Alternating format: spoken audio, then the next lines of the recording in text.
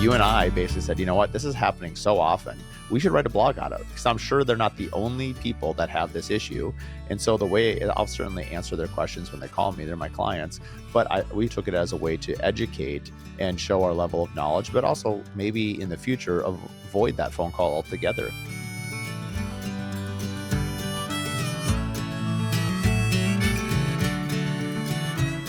So welcome to the Curious Builder Podcast. I'm Mark Williams, your host. Today is Thursday, which is our Q&A segment. And lately we've been asked a lot about what is the power of blogging. I've actually had a few people call in on our one-to-one consulting off of our website. And we've talked a lot about branding, and I love storytelling. So I thought today I'd bring on a repeat guest, Alyssa Abbott from Olive and Vine. And she was on episode 68. So if you want to hear about the whole story of Olive and Vine, but I've been working with Alyssa for 2.5 years now, and she is the expert and the creative mind behind all the blogging that I do, both for my construction home company as well as the Curious Builder. And so I thought, really, rather than me just answering it in my own words, I thought we'd just record this dialogue of what we found through our blogging experience and really what Olive and Vine does for other builders, designers, and architects across the country. So Alyssa, welcome back to the show. Hi, thanks for having me, Mark. Well, let's get straight to it. This is just a 20-minute segment, so we'll just dive straight into blogging in terms of sales. What are the best ways? Because, why do people blog? I've been told in order to capture sales, you can really do two things. You can educate or you can amaze. And I think blogging has a unique ability to educate and tell a company's brand story. How have you seen blogging? And let's talk a little bit about kind of the power of blogging, and we'll get into more details as we get into it. I mean, blogging can do so many different things. It's an SEO powerhouse, of course. That's something that a lot of the foundation of your website, it gives people opportunities to find you. Every single blog is an opportunity for someone to search a keyword and find you. So that's one layer, maybe more technical, like the SEO nerdiness. But then also, it's a really huge nurturing tool. It's going to give people the opportunity to get to know you, to know your story, to hear your voice, and be amazed, like you said, about your process, about your work, about just who you are, and get to know you. And so I think that's another kind of pillar of blogging. And then education. It can be a client education library, which I know that's something we've talked about a lot of times with blogging.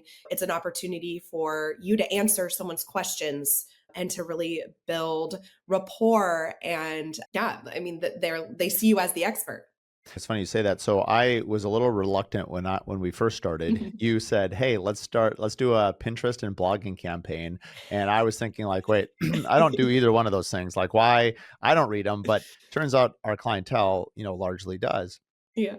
And I think as I've become a complete armchair fan of brand and storytelling, I really think blogging is really just storytelling. It's both through education and your platform. We try to spend a lot of time and be very intentional about the social media that we produce. And I think the evolution of how I've come to market with that is it lets people know who we are. In the build process, we're spending anywhere from 10 months to 2 to 3 years with people. And it's important that they know who they're going to be partners with. And I think that video captures it very quickly. Do I want to be around these people? Are they educated? Are they funny? Are they, whatever your brand story might be, right? Are they okay with Mark's dad jokes? I think blogging is the written format of that. And I think the way that we've chosen to sort of use it, and we'll get to SEO in a little bit, is for instance, condensation. And I've mentioned this before on the podcast. On our climate in Minnesota, it gets pretty cold in the winter. We can have a couple weeks in January where it's -20, -10. And inevitably, if a client, and our clients often do, they have their homes too warm or they have their humidifier turned up and they have condensation on the windows. And every winter, I'll get a couple calls from recent homeowners, usually not my past homeowners that are a couple years, because I've already had this conversation with them. And so you and I basically said, you know what, this is happening so often. We should write a blog on it because I'm sure they're not the only people that have this issue.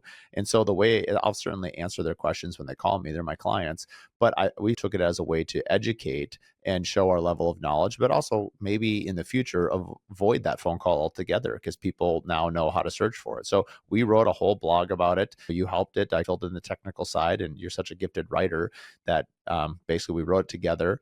And now when a client calls me, let's say the Johnsons call me and say, "Hey, Mark," and I'll answer the call and I'll say, "Hey, that's a great, this is how, what you should do. This will be happy to look at it. This is how you service it. This is something to look out for.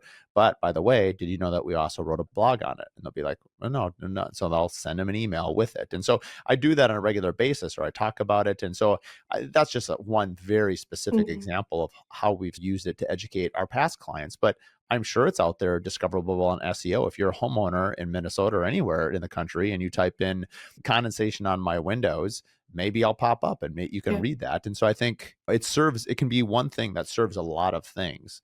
As you write these, what kind of feedback do you see on the back end in terms of either analytics or like how impactful is a blog that focuses on a specific topic? I mean, it can be really impactful. I was looking up some of our, because I track like keywords because I am a total SEO nerd. All of the analytics and stuff, I'm always tracking and looking, especially for things like that. For you, we've got a lot of really high ranking in kind of the custom home builder in Minnesota, Minneapolis, the different areas. But some of those more, maybe a custom sauna, or you have, I was looking it up. You hide your outlets. We did a whole blog about how you hide outlets. And that one is like on Google, 10 is the first page. I think you're like 13 and 14 for a couple different keywords. And so if someone thinks about that or is wanting to, you've got a blog like that. And so with these blogs, it is 100% an opportunity for you to show up. Maybe someone's starting to think about a remodel or starting to think about building a home and they're wanting to gather stuff together and they just keep seeing you pop up in more than just, oh, Mark's a Minnesota home builder, but he also has all of this other really valuable content that just really builds a lot of trust with people too. It's not just along with traffic, it's also that trust. Yeah, it just speaks to the fact that of things that we already know and we Mhm. talk about. I was actually just thinking, someone mentioned recently of like how I actually have a couple blog ideas I'll talk to you about offline that it just came to mind. I think the blogging is a great way. Obviously, this is a podcast. If you're listening to me right now, obviously we have a podcast. And I think the whole point of these Q&As is to address questions that people ask a lot, to just get it out there and to talk about. I think blogging is a written form of that too. And we call it a Q&A, but you could also just write a blog about something you're interested in. Maybe it's something, I think a lot of us builders and honestly entrepreneurs, we struggle with very similar things, or we have success with very similar things. And they call it football, like copycat league. You see a defense work against a stellar offense, and then before you know it, everyone's using that defense or vice versa. And I think that's true in blogging. Like you look around the country and you see what people are doing on social media, or you see what styles are prevalent, and it's very impactful. It used to be years ago, a magazine would show up, let's call it Architectural Digest or Dwell magazine. And usually a lot of the ideas came from the coast. And being that we're in the Midwest, it took some time, I don't know the exact time, to make its way to the Midwest. Now, with social media and the availability of videos, people, I think you can have all kinds of architecture very quickly transfer from coast to everywhere. And I think blogging, again, is a very detailed way to get there.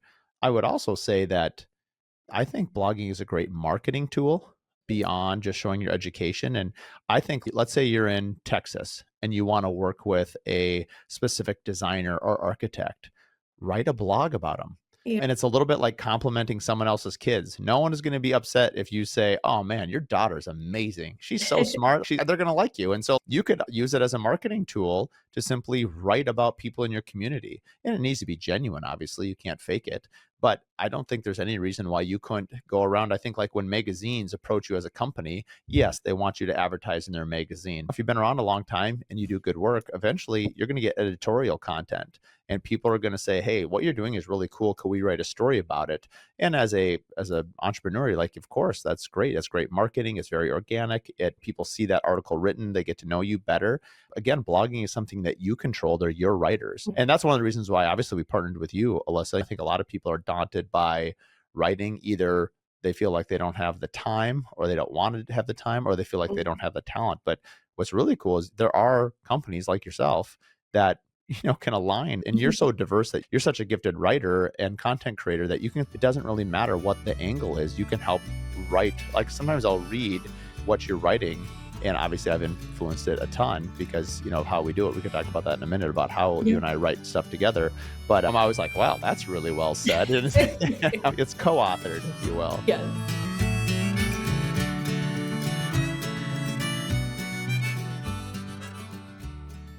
This episode is brought to you by Alpine Hardwood Flooring. They've been our partner now for over a decade, installing all our wood floors on all our new homes as well as our remodels.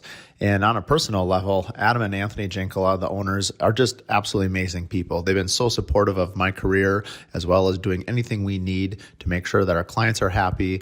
And they work so well with our other vendors and trade partners at not only protecting their product, but also ensuring everyone else's looks great.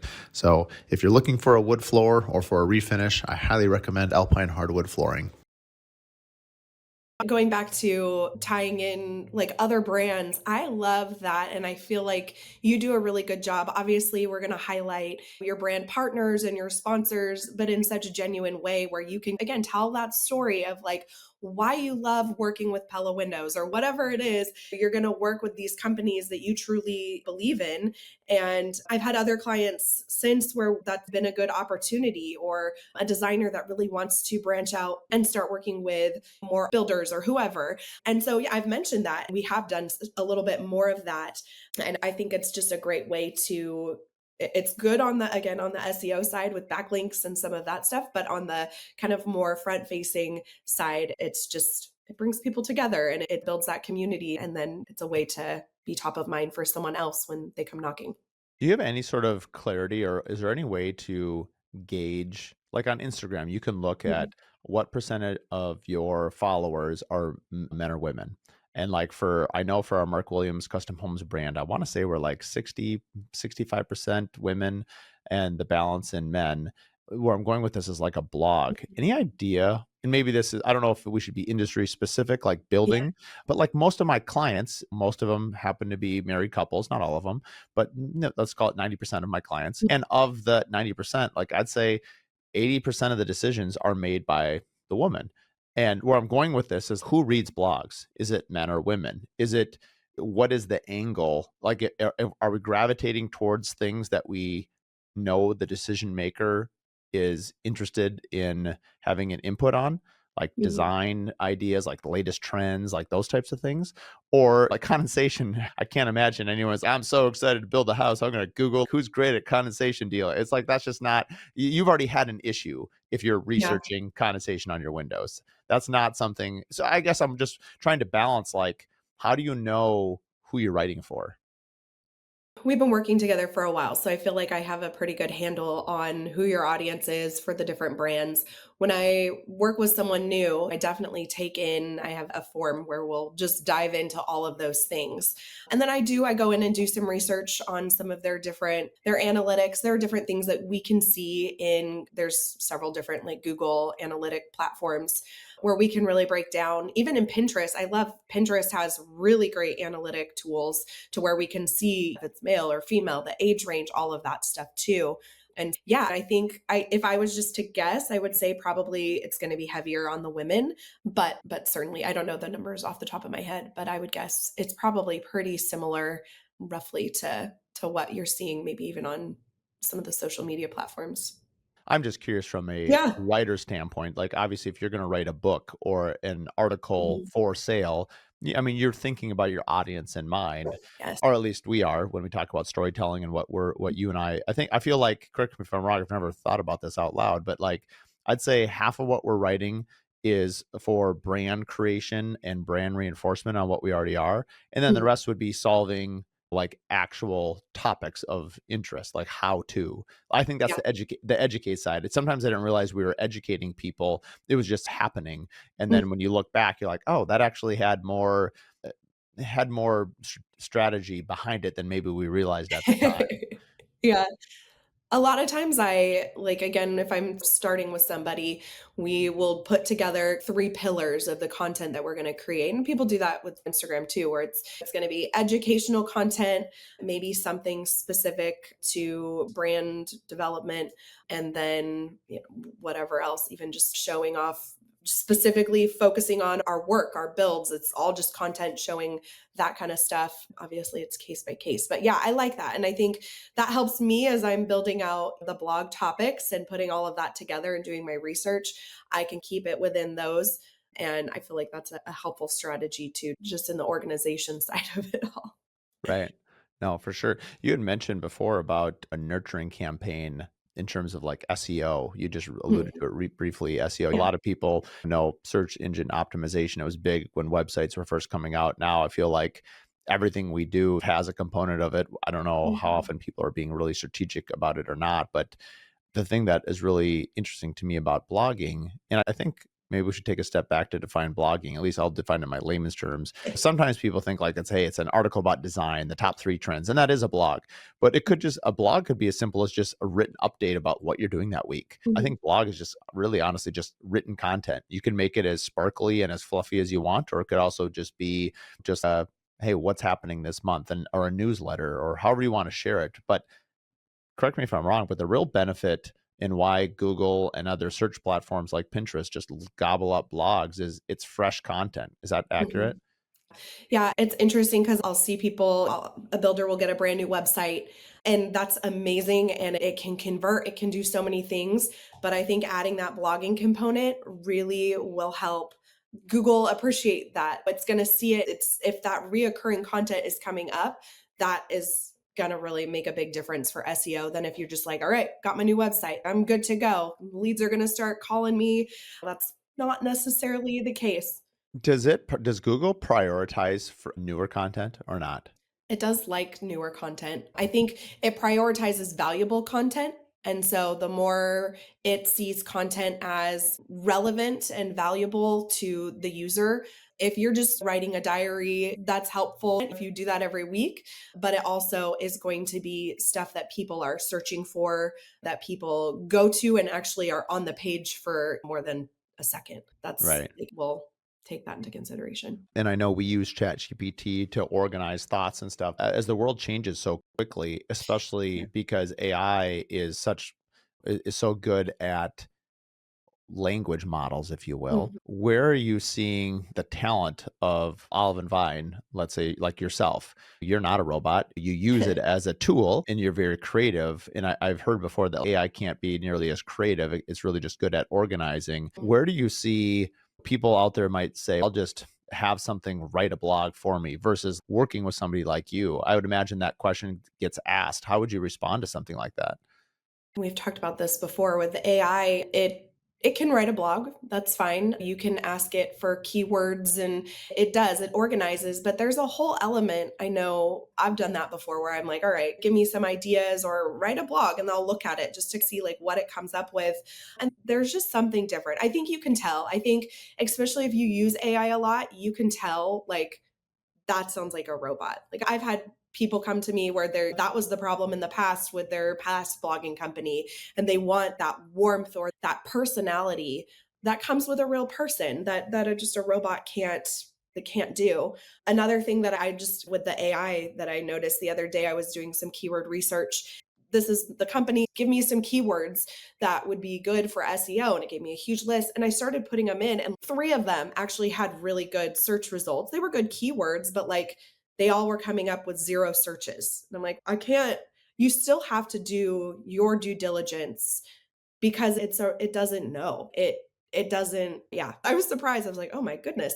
And I went in and I tweaked things, but I had to go in and actually put it into my program to see what the results were and what actually was going to be worth our time writing a blog on versus just, okay, ChatGPT knows. It doesn't. I think that was a really insightful answer because I think a lot of people might be intimidated by what it can do. But I think it's like anything, it's like a tool. I was trying to think of a job site analogy. It'd be like builders were worried that AI was going to take their jobs. It's just a tool. And so I was thinking Yeah. about it'd be like the equivalent of all the 2x4s showing up at a job site and then assuming that they'd put themselves together. Still, sure, maybe it can cut all the 2x4s and get them there. You still need experience. Yeah. It'll be interesting to see how the next years evolve because I know it's showing up in schools and plagiarism and all kinds of Mhm. places that as a world we're going to have to figure out what are the limits of it? And then you hear some things where like Google's aware of it and it Mhm. prioritizes organic content because it can Yes. computer can probably recognize a computer way easier than it can a human. So I would imagine, does it Mhm. prioritize organic wording versus like just copy and paste wording? Yeah, I've heard different things, and there's times where I've heard Google doesn't like the AI written stuff, and then I've also heard that it if it's valuable content, then it doesn't. So I'm Yeah. not 100% sure. Personally, we use it as a tool for researching. We Mhm. do not use it like as our main source of writing. It might give us some ideas or outlines, but for them, you can go in and even search and see there's AI checkers. And I'll do that every once in a while just to make sure it's not coming up as it's written by a human. Right. I don't know how accurate they always are. Yeah. I know we're writing the content. Yeah. So I think it's interesting. It really is. For anyone listening, they can obviously reach out to you as well. And you're also one of our newest sponsors as well. Yeah. In the next 6 months, you're going to be hearing a lot more from Olive and Vine. And I think that's one of the things that's been fun for me. People ask about partnerships, and I think I like partnerships more. And in some ways, partnerships have been really easy because it's like, it's basically just recommending the people you already work with. If you weren't working with them, like, why would you recommend them? And if you are working with them, why wouldn't you recommend them? So it becomes Yeah. like a very easy thing to just simply say, this is what I do. This is why I do it. And this is the success we've had with it. If you want any part of that, here they are. And so it becomes like you don't have to really sell anything. It's kind of, this is my builder family. You're welcome to adopt them into your family. And so from my standpoint, it's really enjoyable to have you on and talk about this sort of thing just because it's really interesting. Yeah. No, it's a joy to work with you, and I will work with you forever as long as you'll Well, have me. you know it. We joked before we came online because I said episode 68, and you're like, oh, it was about a year ago. It was right around our anniversary. And it was so funny because I took it as, oh, she's so sweet. She knows we've been working together for 2.5 years. It's our anniversary. And you meant your husband and your marriage anniversary.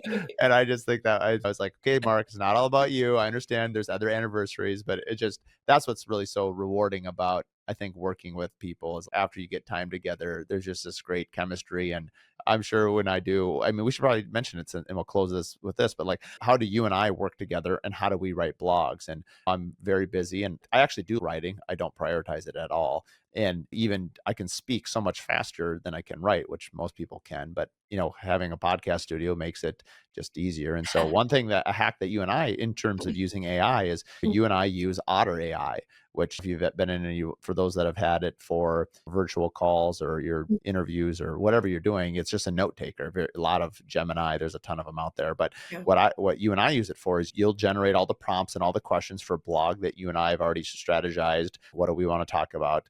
And then I'll just riff on it for 10, Mhm. 15 minutes and just talk to this note taker. And then it gives you, in my words and in my thought process, all of this content that you then can use that to the basis of writing the articles that we write together. And it's for owners out there, I'm taking 10 to 15 minutes of time. Actually, this is a good question. How much time do you think that takes you to then turn around and write a blog? It takes me about 10 minutes to just blah, blah, blah, blah, blah, talk about whatever topic I'm supposed to, maybe a little bit longer, 10, 15 minutes, depending on the topic. Yeah. From that point on, how much more time does it take you? Forget the graphics and the posting and all the Mhm. other work, but actually write it. How long does that take? It's probably an hour. I'll go through and I'll use ChatGPT to take the transcript and organize it back into my questions and your answers. Yeah, because I never Uh, stay on topic. so it compiles everything, and then, yeah, we'll go through. So for me, probably an hour. I feel like we've got your voice and I had never maybe not I mean, asked you it before. depends on how many times I get interrupted by my kids, but Yeah, but that's yeah, true. if I had a perfect Yeah. work situation. Yeah, that's how it goes. Well, thanks again for tuning into the Curious Builder podcast. You can find us on Mondays for our episodes with builders, designers, architects across the country, and Thursdays for our Q&A. If you have any further questions, you can always DM us, reach out to us at curiousbuilder.com. Thanks for joining in. We've had the podcast now for 2.5 years, coming up on 3, and I get questions all the time through DMs on Instagram, emails, as well as to our account. Maybe we've had a guest on where a question has come up that really triggers an idea for you. If you didn't know, we have a one-to-one consulting session through the Curious Builder platform on our website, curiousbuilder.com or curiousbuilderpodcast.com. You can click on the one-to-one and schedule 1 hour of my time. And we will simply just sit down, have a virtual call, and we'll talk about any business idea that you want, marketing, branding, operations, really anything that helps you and helps your business. Maybe it's a guest that you want an introduction to. Maybe it's a guest we've had on and they brought up something about scaling or hiring and firing, or anything that might resonate with you as a business owner that you want to expand and talk on. We'd be happy to do it. If you're interested in that, please reach out to us at thecuriousbuilderpodcast.com. Thanks for tuning in to the Curious Builder Podcast. If you like this episode, do us a favor, share it with 3 other business owners. The best way that we can spread what we're doing is by word of mouth, and with your help, we can continue to help other curious builders expand their business. Please share it with your friends, like and review online, and thanks again for tuning in.